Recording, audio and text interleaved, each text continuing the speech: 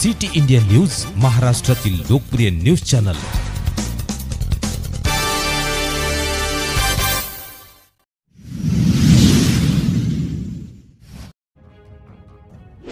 गोंदिया पदमपूर येथे इस्माचा खून, अवघ्या 3 तासात आरोपी जेरबंद।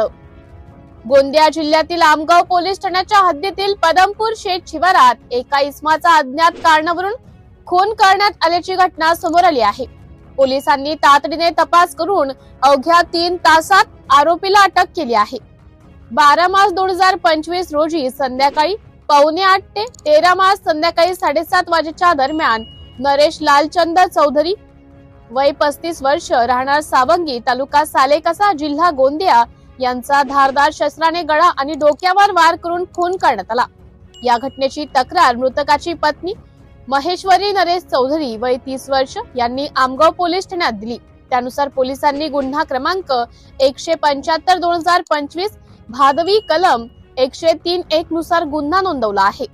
घटनेचे गांभीर्य लक्षात घेता गोंदिया पोलीस अधीक्षक गोरख भामरे, अप्पर पोलीस अधीक्षक नित्यानंद झा आणि उपविभागीय पोलीस अधिकारी प्रमोद मडामे यांच्या मार्गदर्शनाखाली स्थानिक गुन्हे शाखेचे पोलीस निरीक्षक दिनेश लबडे आणि आमगाव पोलीस ठाण्याचे निरीक्षक तिरुपती राणे यांच्या नेतृत्वात विशेष पोलीस पथक तयार करण्यात आले।